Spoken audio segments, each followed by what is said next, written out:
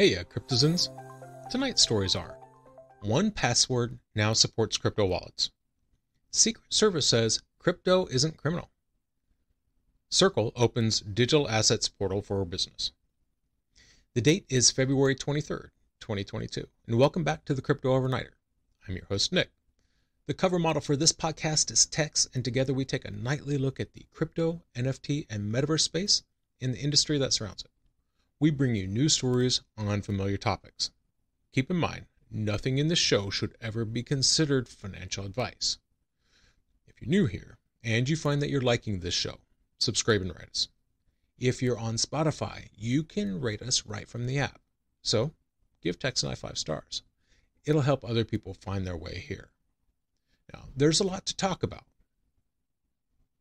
We've got the U.S. Secret Service here combating the illicit use of digital assets and providing public awareness on digital asset security. Spoiler alert, the U.S. Secret Service doesn't think crypto is inherently only for criminals. So, yay for that. Speaking of digital assets, USDC issuer Circle launched their Circle account. This allows their business customers to deposit, withdraw, send, receive, store, and stake cryptocurrency. It's the kind of thing all key for continued industrial adoption. But first off, we're going to be looking at 1Password's new features. Not only are they supporting crypto wallets, but if you're a Phantom wallet user, this is going to be of special interest to you. And before we get into these stories, let's take a quick look at the markets. It's been kind of a flat day, at least at the time of writing. Crypto market cap is at 1.7 trillion.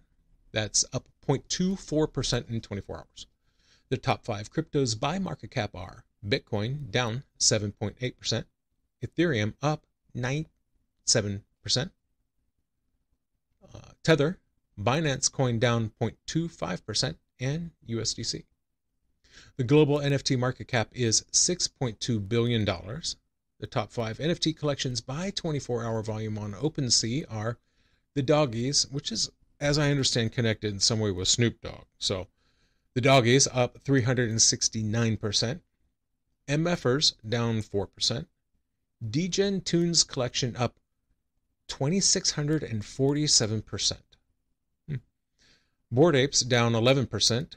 And Cat Blocks Genesis up 48%. Keep in mind, some of these collections have very volatile prices, so do your own research. 1Password now supports crypto wallets. And remarkably well-timed, right? We were just yesterday talking about the importance of using self-custody third-party wallets.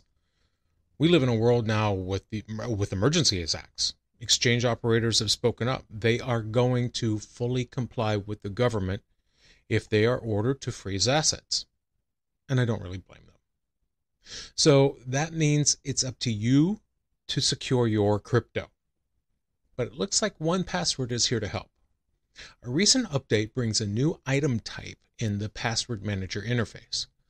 This new type is dedicated to crypto and other digital assets. While this will make it easier to manage your wallet's details in that way, I got to tell you, it's still better to store your wallet's information offline. So when you open the password manager up, you'll see a new item, Crypto Wallet. This classification has fields with information specific to cryptocurrencies and digital assets. Things like wallet address and recovery phase. Things don't really apply to most of their use cases, but it does for this one. Now, you could already store the info, but it was kind of janky. It's kludgy. It wasn't straightforward. You had to repurpose other fields. There's this long article on their blog about how to do it. It suggests things like setting a username to be the wallet address. And if you have multiple addresses, then create a separate area for addresses. And the same thing with private keys. Just kind of janky. And this update takes care of all that. They're going to set you up with your basic crypto wallet item. It's already formatted with the information you're going to want to store. Now, if you have a crypto Phantom wallet that you're using to store your Solana NFTs, it's even easier. If you've got a subscription to 1Password and you create a Phantom wallet, you're prompted to type in your Phantom wallet's password, address, and secret recovery phrase. Now, please don't store your seed phrase in any online internet-connected device. Even a password manager isn't foolproof. That said, it's better than storing a screenshot or putting it on the cloud. There was that couple that got arrested recently for the Bitfinex hack. They got caught because they left their credentials in Google Drive.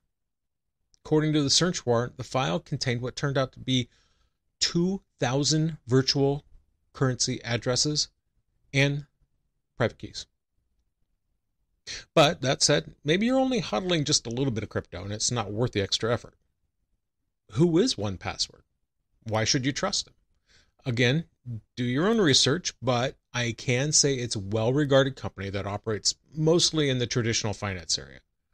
They have over 100,000 corporate clients, including the likes of IBM, Slack, Shopify, Under Armour. Which is all well and good. It is still a centralized entity, single point of failure, single point of access, which does run counter to a lot of consensus on what Web3 industry should be. They're relying on security and loss prevention rather than putting their faith in the trustless thesis. U.S. Secret Service says crypto is not criminal. The U.S. Secret Service launched their cryptocurrency public awareness hub. Now, this announcement featured a video and information on cryptocurrency security and how to secure digital assets. So the plan is that they're going to use their website and they're going to feature the agency's latest efforts to squash the illegal use of crypto. They also plan on providing some public awareness information on how to secure your digital assets. Jeremy Sheridan is the Assistant Director of the U.S. Secret Service Office of Investigations. And he said, quote, and it's kind of a long quote, sorry. Blockchain technology has brought massive development to many sectors, especially within finance. The Secret Service's mission of investigating financial crimes has advanced in lockstep with this progress. Our obligation to enforce crimes against the nation's financial systems includes both informing the public on how digital assets work and partnering with them to identify, arrest, and prosecute those engaging in crimes involving digital assets. The Secret Service will continue to expand its capabilities, collaboration, and effectiveness related to all financial crimes investigations. The agency also said, investments and transactions using cryptocurrencies and digital assets are not inherently criminal. Thank you for that. They also said they provide, quote, new opportunities for those seeking to commit fraud or otherwise conceal further illegal activities. Fair point. They also said cryptocurrencies continue to become more popular forms of payments, and for that they must also remain at the forefront of both educating the public and combating financial fraud. If you go to their website, you'll find a brief history of the Secret Service, explanation of their mission, and you also get 10 common definitions well known to anybody who's in crypto. At the bottom is a list of links to a bunch of crypto-related news articles that they want to highlight. There isn't really a lot to this site yet. I would expect that they're probably putting together a bunch of educational content. I hope so.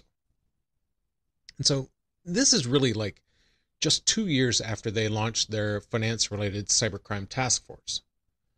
And that was really the first time people started considering and focusing on cryptocurrency and how that might fund illegal transactions online. I also think it had something to do with the idea that that's why the people came up with this idea that crypto was just a way for criminals to fund their efforts. That's ridiculous. While there are some exceptions, to be sure, typically speaking, it's a really bad idea to try to hide crimes in a ledger that's transparent, backdated, immutable, and easily monitored. That couple we talked about before, the ones arrested for stealing billions, yeah, they had that money for a long time and couldn't hardly move it. They were tapping millions and billions of dollars to buy Walmart gift cards $500 at a time. It's very hard to launder money on the blockchain, and that was how they got caught. Circle opens digital assets portal for business. Circle account. That's the name of the service. Now, launched by Circle Internet Financial LLC, it's expected it's going to allow their business customers to deposit, withdraw, send, receive, store, and allocate funds to invest in crypto. The February 23rd press release cited a Gartner research report from December. That showed that 20% of businesses will, quote, use digital currencies for payments, stored value, or collateral by 2024. Circle account is there to help kind of ease the whole process of transitioning into using digital currencies, including USDC. So apparently, if you're an accredited investor, you can use it to allocate funds to Circle Yield. That generates a higher yield on USDC. And it gets that higher yield by investing in crypto capital markets. It's a fixed-term investment, secured and over-collateralized by Bitcoin. Rachel Meyer is Circle's VP of product, and she said, quote, "The new revamped Circle account is laser-focused on delivering an upgraded, dynamic experience to our business customers, making it the go-to destination for payments and treasury activity." Now, using Circle account, customers are going to be able to send and receive USDC from 8 different blockchains. They'll get near instant transfers through Silvergate Exchange Network's Signet. Remember Silvergate? They're the ones that bought the Facebook Libra stablecoin intellectual property when it was squashed. And it's going to support transactions on Ethereum, Algorand, Solana, Stellar, Tron, Hedera, Avalanche, and Flow. Last week saw Circle partner up with Concord Acquisition Corp, and that is a special purpose acquisition company, or SPAC. They valued the company at $9 billion, which is quite a leap because last July, a SPAC deal with Concord saw Circle valued at $4.5 billion. So that doubled the value. Appropriate because USDC did double its circulation since then. That number was $52.5 billion in the middle of February. And that is a done deal. As far as the two boards are concerned, it's going to go through. It is still subject to shareholder approval. Jeremy Allaire, Circle's co-founder and CEO, said this: "Being a public company will further strengthen trust and confidence in Circle and is a critical milestone as we continue our mission to build a more inclusive financial ecosystem.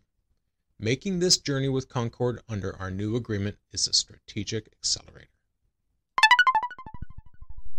That's going to do it for us tonight. Thank you so much for joining us. I really appreciate it. Do you have questions or comments about the show? Reach out and let us know. Send us an email at crypto.overnighter@gmail.com. That's crypto.overnighter@gmail.com. You can also find us on Torum and Twitter. I'll have links to those platforms in the show notes. And please, if you could, like, subscribe, share, comment, and review the podcast. Also, give us a 5-star rating.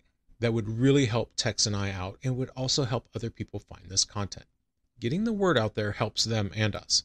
And hey, give Crypto in 5 Minutes a lesson, or up to 27 educational videos and counting. 5 minutes to explain one concept in crypto.